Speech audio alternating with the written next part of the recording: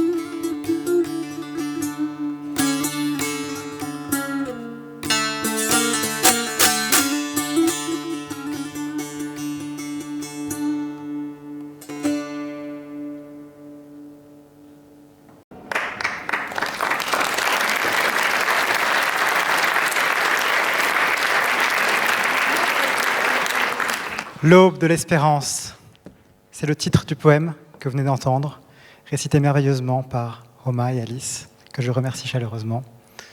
C'est un poème qui a été composé par Habib Charefi en novembre 1988. C'est le poème qui a inspiré l'édition qui nous réunit ce soir. Ironie du sort, c'est un poème qu'il a écrit 1 mois avant un événement tragique, la mort de son fils aîné à l'âge de 20 ans. Peut-être avait-il eu le funeste pressentiment de ce qui allait se passer quand il écrivait ces vers que vous avez entendus à l'instant, personne ne sait lire ne serait-ce qu'une ligne du cahier de la vie. Qui trouvera la ligne qui me protégera du destin à venir ? À l'aube, nous ne savons pas si le soleil va se lever. Nous ne savons pas si la lumière va succéder aux ténèbres. Nous sommes dans cet instant incertain, de doute, cette frontière entre deux mondes, entre deux instants.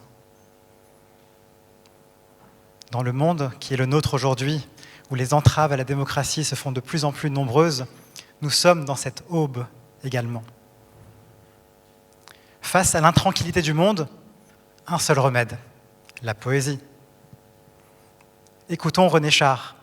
Dans nos ténèbres, il n'y a pas une place pour la beauté. Toute la place est à la beauté. Ces vers ont guidé la mission de la Bourse Habib Charifi depuis sa création, il y a 4 ans, quand je l'ai fondée. Il s'agit de donner un espace d'expression pour les artistes déracinés et leur permettre de faire porter haut et fort leur voix, haut et fort pour éclairer nos nuits, haut et fort pour laisser la place à l'espérance. Les mécènes qui nous accompagnent depuis le début le savent, et je remercie ici chaleureusement Anthony Roy, Stéphane de Navassel, la Fondation Ardian, Mouna Sepehri et tous ceux qui sont là parmi nous ce soir. Ce mois-ci, au Théâtre de la Concorde, c'est le thème que nous explorons, c'est le thème du genre. Ovide disait « L'exil, c'est le corps qu'on laisse derrière soi ».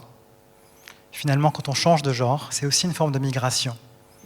Nous allons explorer cette migration du corps et de l'esprit ensemble, peut-être même la fusion du corps et de l'esprit dans ce qu'on appelle en persan le djon. Soyons unis en ce moment important de notre histoire pour affronter les horreurs du monde, pour défendre les valeurs universelles de notre belle Europe, la liberté d'expression, la dignité, l'égalité homme-femme, la justice climatique. Les artistes qui sont venus pour vous ce soir sont originaires d'Afghanistan, de Syrie, d'Ukraine, d'Amazonie, d'Iran. Ils ont fait le déplacement, ils comptent sur vous. Ils seront nos guides dans ce combat. Et ensemble, peut-être, nous pourrons écrire cette ligne qui, elle, pourra nous protéger du destin à venir.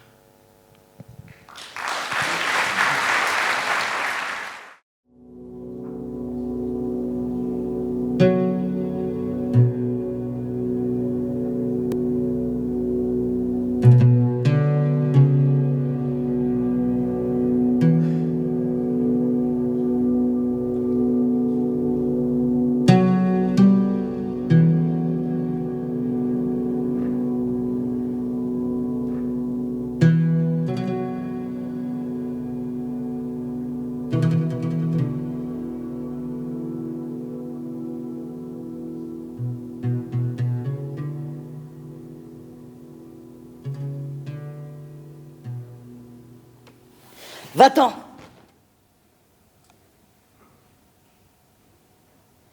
Va-t'en.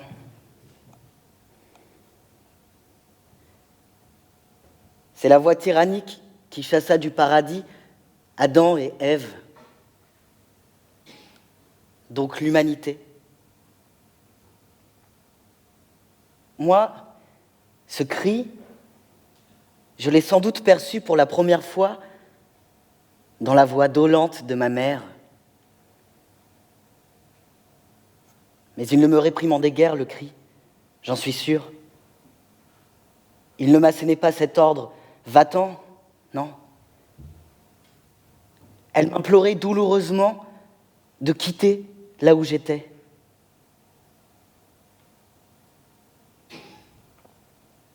Le fœtus,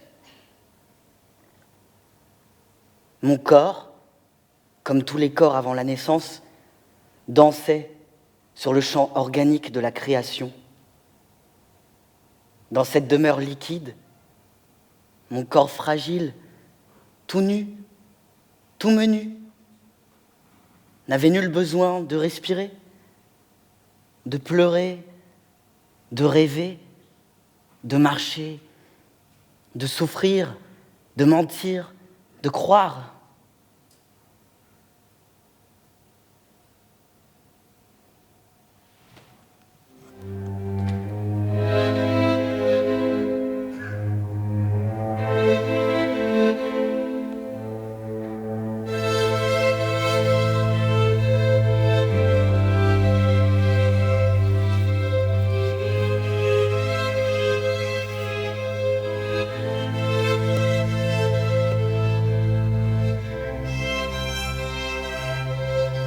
Et cela, jusque le jour où j'ai entendu, toujours dans ma demeure charnelle, la voix de ma mère répondant à la question « Tu connais le sexe de ton enfant ?» Je ne saisissais ni le sens de la question, ni la réponse de ma mère. J'étais bien comme j'étais. Mon corps n'était pas encore une machine du désir, mais le désir même, sans objet ni sujet, sans frontières ni matière. Et pourtant, il devait quitter cette demeure pour vivre ailleurs, sur une terre aride, où lui aussi, tels les corps de mes aïeux, devrait planter son arbre généalogique et génétique, dont les feuilles porteraient pour toujours l'éternelle question de sa chute si violente. Une chute dure, sanglante, qui a longtemps hanté mes rêves. Je me voyais résister pour ne pas quitter cette demeure organique et liquide, mais les parois étaient lisses, impossible de m'y accrocher. Ma mère me suppliait de partir, non pas pour se débarrasser de moi, mais pour ne pas mourir de douleur, ou pour ne pas me laisser périr en elle.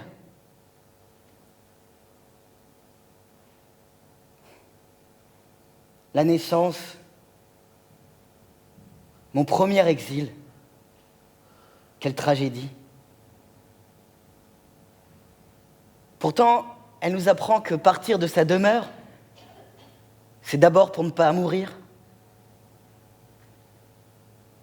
Et une fois dehors, on m'appelle d'un nom que je n'ai pas choisi, on me couvre d'un habit dont je n'ai pas envie.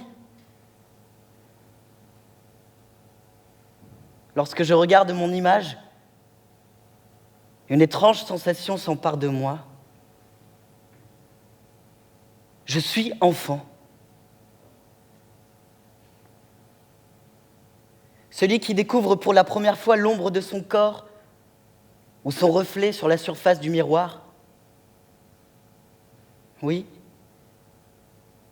je suis cet être sauvage qui, inquiet et émerveillé, interroge son image.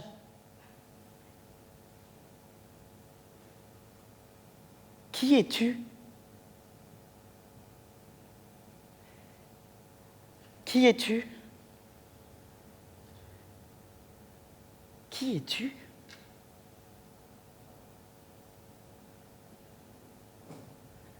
D'où surgit cette question ?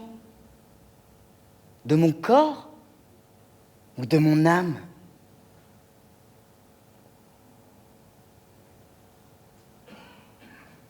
D'aucuns ? Je ne suis pas corps et âme. Je ne suis pas seulement le corps non plus, ni l'âme du corps, ni le corps de l'âme. Je suis John.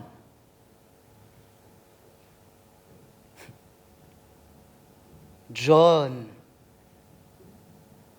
Un mot étrange, suspendu.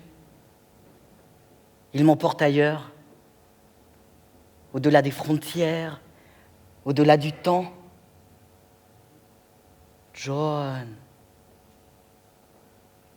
Il vient de loin, de l'écho d'une voix qui n'est pas la mienne, qui n'est pas celle de ma mère non plus. Et pourtant, Elle me parle, cette langue. Elle s'insinue, douce et insaisissable, indifférente aux barrières, ignorante des genres. Si je la parle, je ne suis ni il, ni elle. Je suis un souffle, un élan. Et avant d'être des lettres, je suis un être.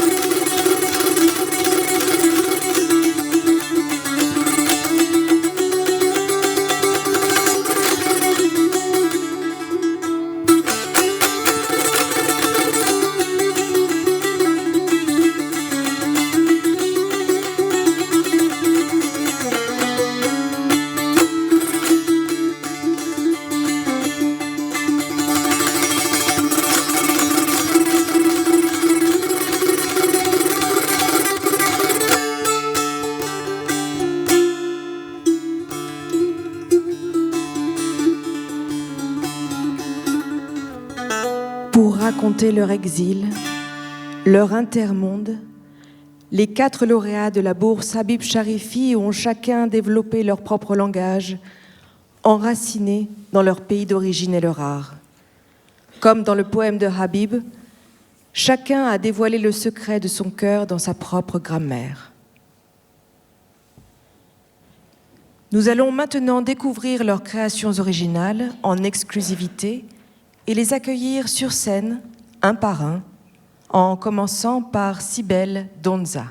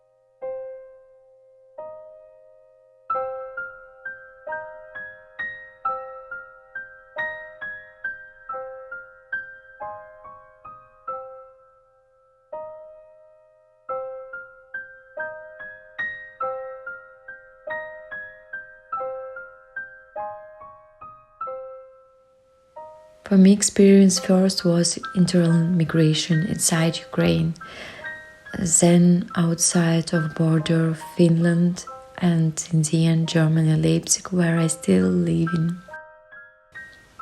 Of course, I haven't lived in Leipzig as long as I live in Kiev all my previous life, so these feelings hasn't stabilized as a home. It seems that since beginning of war, home has become something mobile for me. Now, where is my family, where is me, is my home, wherever we go.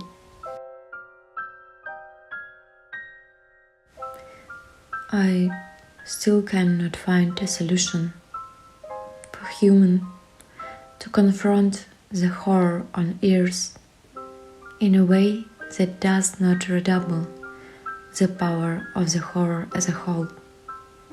Tragedy repeats itself again. From certain tragedy to whole common tragedy, I notice it in 2022. Culture is a resistance that remains when everything has been taken away from us. Words by Habib Sharifi. The culture, and especially for me, art, is in fact a strong gesture of resistance to death. I think art is an opportunity given to the artist to touch the sacred, to discover it not only for himself but also for the person who looking at the artwork, to give the possibility to feel the pain of this world, its vulnerability and undeniable belonging to it. I create a line of dialogue with the past and future, focusing on cyclical nature of the time. Its method has been visible during all time of my artist practice. For example, I often refer to images of stigmata, speaking of the pain that repeats itself through the layers of history, of the pain that the body of humanity experiences now, and of the pain that the human being himself and bring to human and all living things, about the cyclical nature of tragedy in history.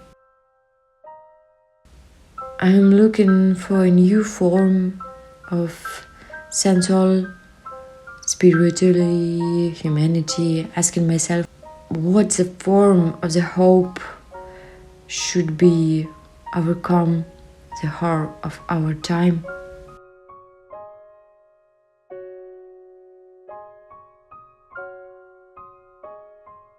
Working with poetic text takes important part in my sensual world. I often use audio, sound and poetry and combine with visual arts that I produce.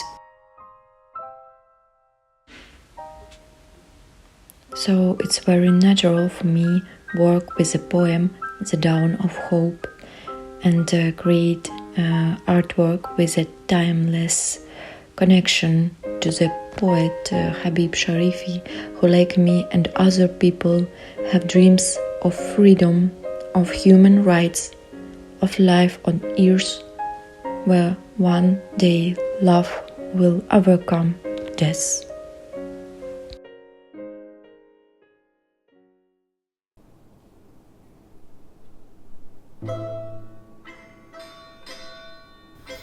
Então, foi somente nesse período que eu pude, enfim, me reconhecer como uma amazônida de fato. Eu pude entender o que é ser uma mulher da Amazônia. Porque estar num ambiente onde eu era muito diferente das pessoas ao meu redor, isso trouxe um impacto muito grande em mim. E eu não esperava ter esse tipo de choque cultural. Porque não era só questões como a cor da minha pele, os meus traços, o meu cabelo, mas eram coisas mais essenciais, como a forma de enxergar o mundo, como a forma de me posicionar e de refletir sobre a vida. Era como se eu carregasse algumas dores que os meus colegas nem conheciam. Como se eu tivesse algumas vivências que, para mim, para cá, para minha cidade, para os meus conterrâneos, eram experiências muito comuns, mas que para eles, meus colegas lá, eram coisas muito distantes. Bem, e atualmente eu não vivo no exílio. E o mais perto que eu pude chegar de conhecer essa sensação foi quando eu morei fora do país por 2 anos. Já tinha esgotado as possibilidades de estudo, de crescimento aqui na minha cidade. Então, era preciso que eu saísse daqui se eu quisesse me desenvolver mais, crescer mais. Então foi quando eu ganhei uma bolsa de estudos para estudar nos Estados Unidos, fazer o meu mestrado em regência de orquestra em uma instituição lá. E esse foi um momento crucial, de que provocou uma mudança significativa na minha forma de compor, no meu modo de me expressar como artista. Então, nesse período, eu pude finalmente entender o que tinha de único em mim e principalmente como a minha cultura local influenciava na minha arte, na minha forma de compor, mesmo mesmo de maneira inconsciente. Esse é um poema que me toca muito, assim, que me chama mais atenção nesse poema é que, ao mesmo tempo que me coloca num estado de melancolia, mas ao mesmo tempo existe um chamado para força, um chamado para o ressurgimento. E ele usa uma linguagem que é ao mesmo tempo meditativa, mas também que carrega uma potência, uma intensidade muito forte. E eu gosto muito de ter essa percepção de uma sabedoria que foi adquirida, né? De uma escolha que, apesar das tristezas e das situações passadas que foram vividas, existe essa escolha consciente de viver o presente de uma forma, de uma maneira plena, de não se permitir ser escravo disso. Então, eu pretendi trazer na música esse mesmo caráter, esse mesmo sentimento de ter essa melancolia, mas impulsionar para uma força, impulsionar para algo que caminha, que segue, apesar disso, que não fica naquele estado da tristeza e da melancolia até o final. E, na verdade, não é uma construção, né, que vai de um lugar para o outro, mas são mostrando desde o início da música que esses momentos são constantes. Está ali a melancolia, mas também carrega a força de maneira constante ao longo da música. E, além disso, também eu busquei estabelecer um diálogo entre os elementos da cultura persa e da cultura amazônica, como se estivesse estabelecendo um diálogo entre mim e Sharif, como se nós pudéssemos conversar um com o outro.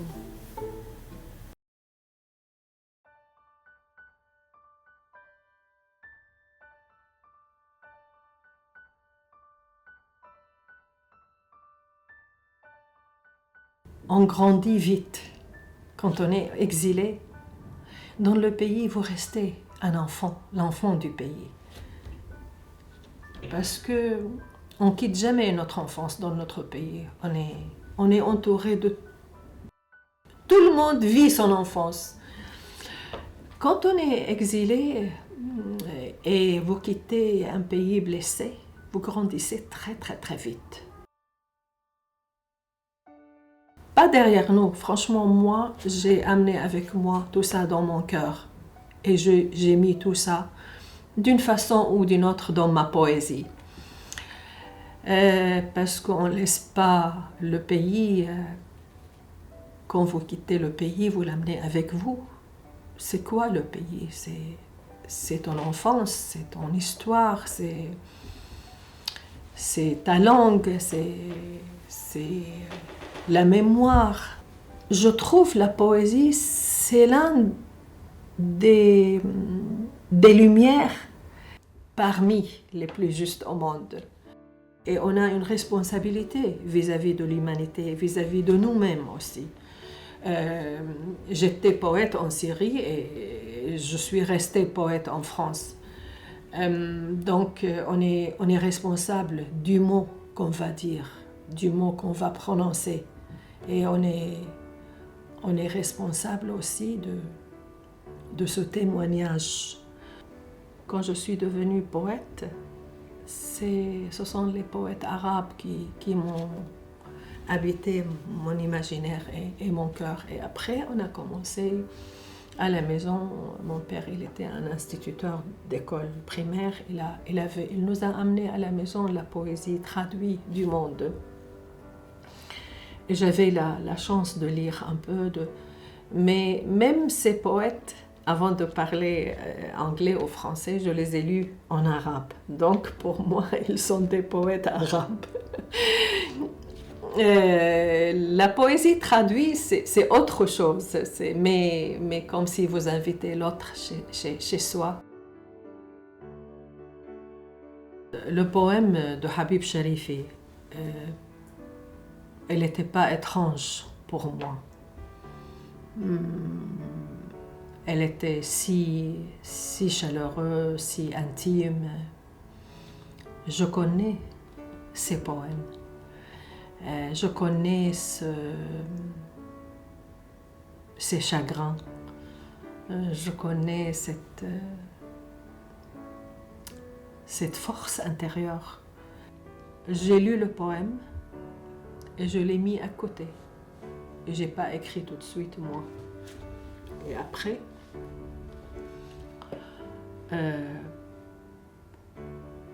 pour être fidèle à moi-même, à mon histoire personnelle, bien sûr, j'étais très touchée par ce poème. Elle fait aussi pleurer. Parce qu'il n'y a pas de vengeance dedans. Il n'y a pas de haine. Il n'y a que beaucoup d'humanité et d'appel à une lumière permanente. J'ai mis à côté et puis après peut-être un mois, j'ai pas pris la décision. Peut-être après un mois, j'avais envie de commencer d'écrire. سلام، زهیر موسوی هستم، فیلمساز اهل افغانستان. 4 سالی میشه که بعد از سقوط کابل به دست طالبان در فرانسه زندگی میکنم و امسال خوشبختانه این شانس داشتم که در کنار 3 هنرمند دیگر شامل این بورس بشم و بتانم اثری خلق بکنم که همین فیلمی است که در حال تماشاش هستن. و از همین طریق تشکر میکنم از بورس حبیب شریفی به خاطر ایجاد این فرصت برای خلق کردن برای هنرمندان در تبعید. تشکر.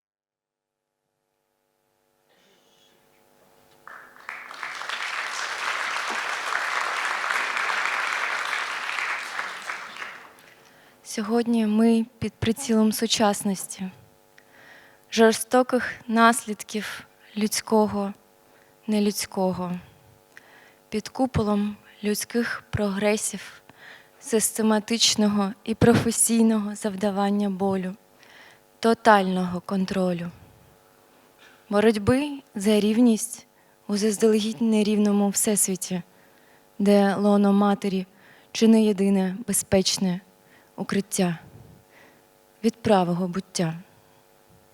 Трагедія життя цілого світу у тулубі невідомого.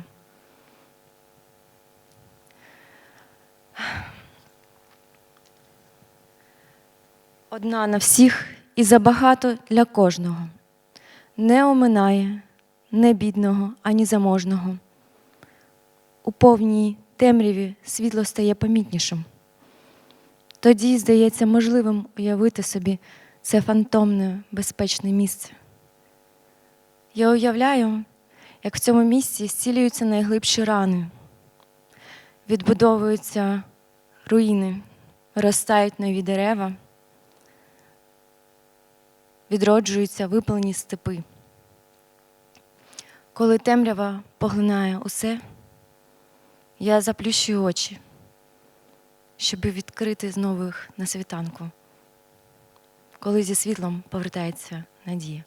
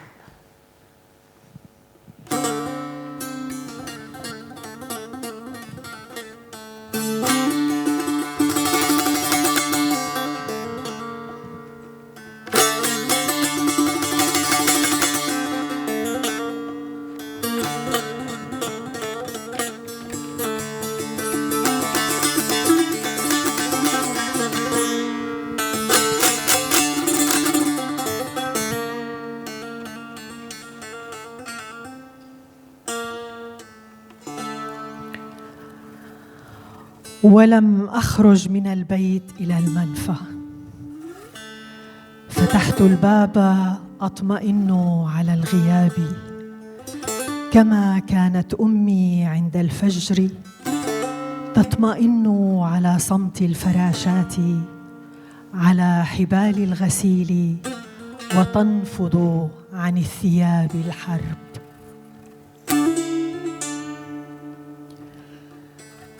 تلقي فتات السعادات إلى الطير في طريق هجرتنا، تبتسم للبعيد البعيد، للمسافات التي لا تراها، للبشر الذين لا تراهم، وعلى جمرة الحضارات للعابرين تغلي ركوة القهوة.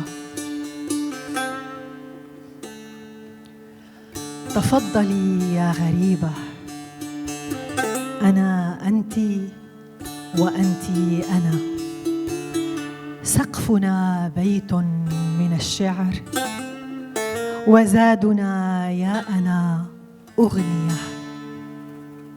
تفضلي، نتقاسم الماء، نتقاسم ما نشاء. تفضلي إلى فنجان قهوة.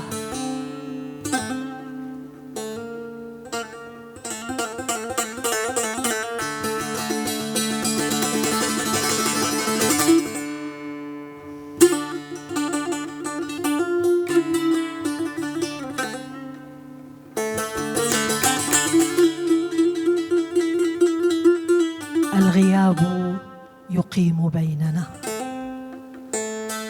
الشمعة في ذاكرة المساء على الطاولة، وفي الشارع وفي المدرسة وفي الحارات المجاورة.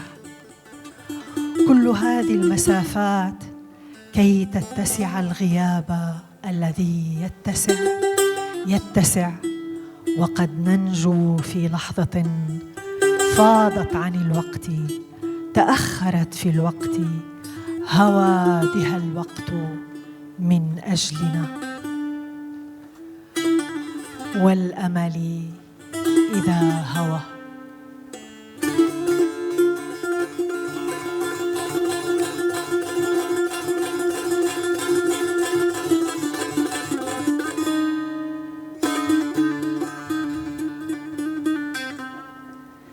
في هذا الشرق الكثير الغزير الوفير العتيق العميق الرقيق الصديق، هذا القليل من الحياة نصيبنا. في هذا الشرق الكثير الغزير الوفير العتيق العميق الرقيق الصديق، هذا القليل من الحياة نصيبنا. لا أعلم كيف صارت الحياة سعيدة وحزينة وقليلة في الشرق يا أماه.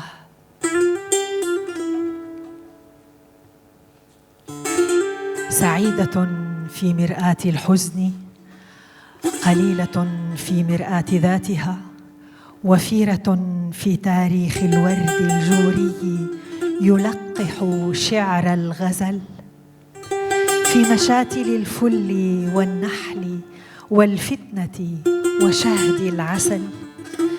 في الشام تصعد في شرايين القصيدة، في أعشاش الطيور المهاجرة، وفي المقبرة.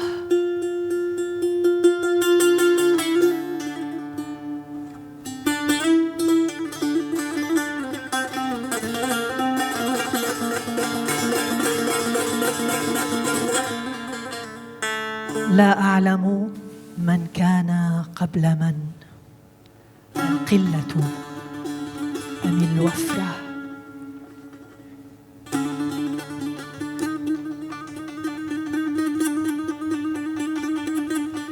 في البدء كان الشعر، في البدء كان الشعر، وهوى من الشعر القمر، من ضلع الشعر الشجر، وطارت الطير وطارت الأغنيات والشمس والأفراح والأحزان والصمت، فصرنا أكثر.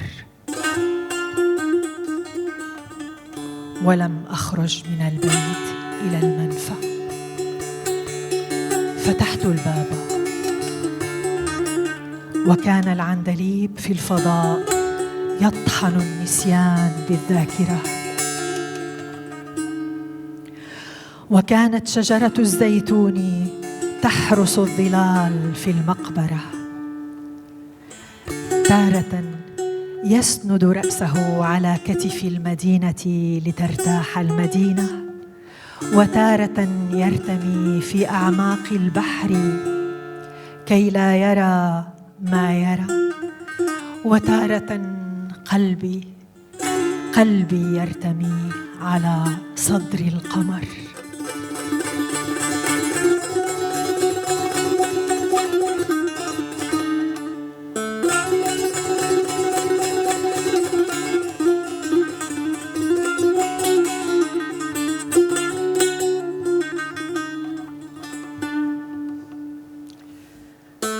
كان الهواء لطيفا لطيفا،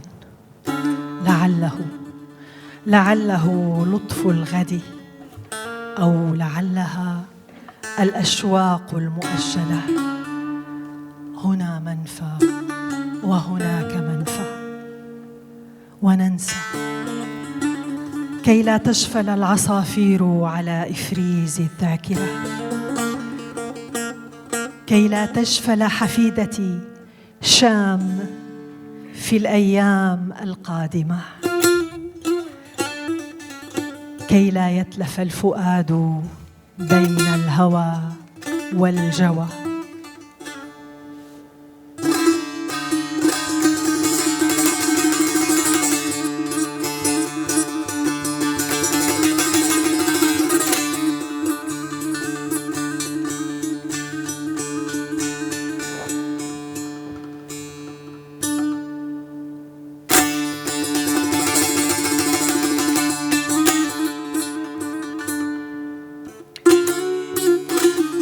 هذا الزمان البديع بين الفكرة والفكرة، بين الضحكة والضحكة، بين المرآة والمرآة، بين الهجرة والهجرة.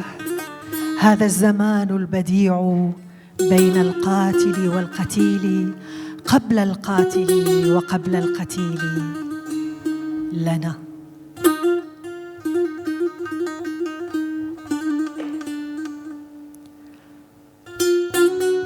أتى أيلول وتساقطنا في الأخبار العاجلة، تساقطنا خارج الوقت، تساقط الوقت خارج الوقت، قطرة قطرة، وتساقطت حجرا حجرا الجغرافيا.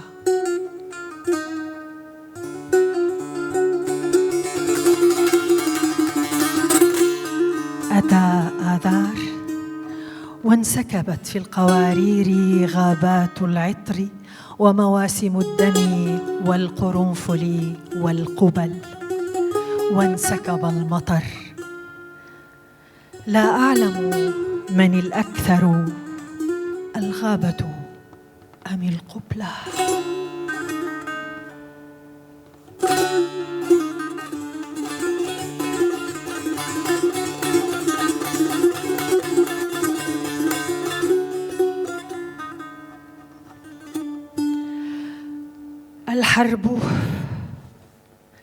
الحرب وحش بري بربري يدربه ويربيه ويزرعه ويغذيه في القصور المغلقة الطاغية، ونحن نحب الأغنيات إذا ما استطعنا إليها سبيلا.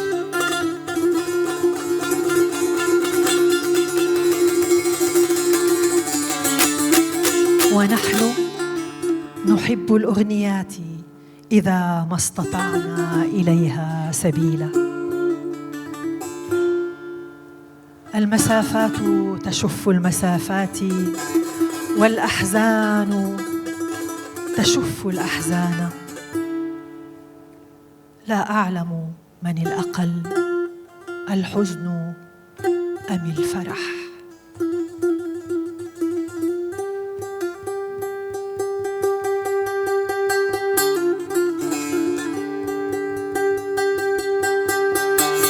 هواء خفيف خفيف يعبر اللحظة،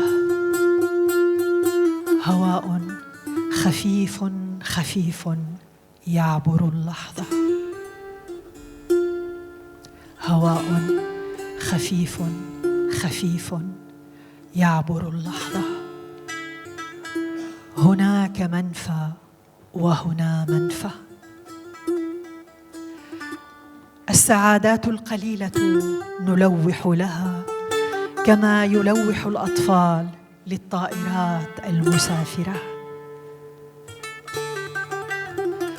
أين تسافر بي هذه القصيدة؟